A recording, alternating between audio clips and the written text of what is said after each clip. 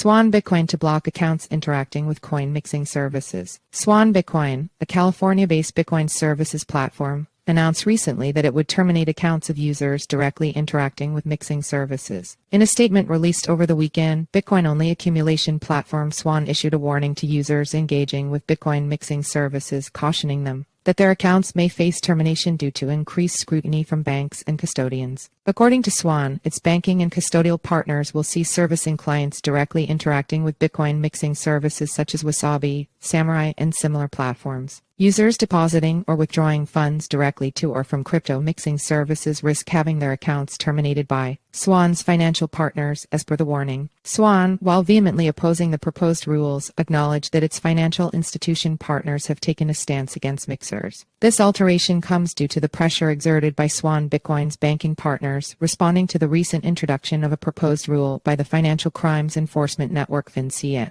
The proposed rule aims to impose new responsibilities on institutions facilitating transactions that include mixing services. Jan Pritzker, co-founder and CTO of Swan Bitcoin, explained that while the company supports coin mixing as a privacy service, connecting with qualified custodians and banks is necessary for on-ramping customers with fiat. Rather than undertaking investigative work, the company opts to avoid risks entirely. Recently, we announced that some of the banks and qualified custodians that Swan works with have been freezing or terminating accounts involved in mixing Bitcoin. Today, I'd like to help the industry get perspective on what's going on and what steps we are taking to do the right. Jens Swan. At SKWP November 11, 2023. Pritzker attributed this to the fear prevailing in the banking sector, with most banks reluctant to engage with anything related to crypto. Pritzker also highlighted the challenge of processing USD in the United States without involving a bank or money services business, pointing out that all financial institutions are subject to rules and guidelines from fincen, the Financial Action Task Force, and other unelected bodies. Theoretically, this behavior is expected and obvious. Why should a bank have to do extra work to prove innocence when the government has been telling them for years that they don't want to see mixing? fincen proposes stricter regulations on crypto mixing services, citing national security concerns. In late October, the U.S. Treasury's Financial Crimes Enforcement Network fincen proposed regulatory measures to bring convertible virtual currencies (CVCS) under existing anti-money laundering regulations. If implemented, these rules would categorize the mixing of convertible virtual currencies as a primary money laundering concern, impacting services like Tornado Cash and other providers using basic privacy protocols. The proposal is a response to concerns about malicious actors exploiting crypto mixing services for money laundering.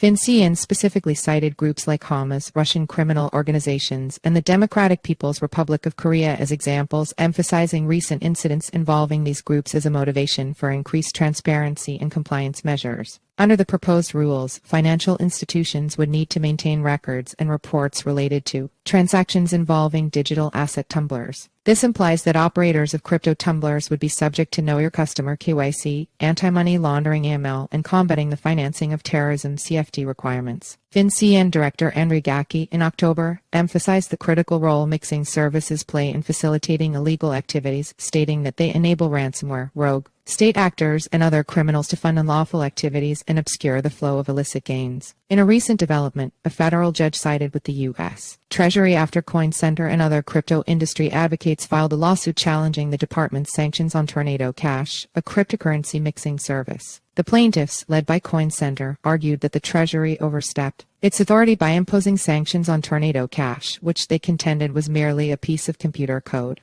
However, the court dismissed this perspective, affirming that under the International Emergency Economic Powers Act (EIPA), the Treasury possesses the authority to sanction any entity in which foreign interests are involved. Enter your email for our free daily newsletter, a quick 3-minute read about today's crypto news. Sign up in SRC equals https://simg. co/p/ml300 jpeg alt equals image class equals imgid equals newsletter pop-up img.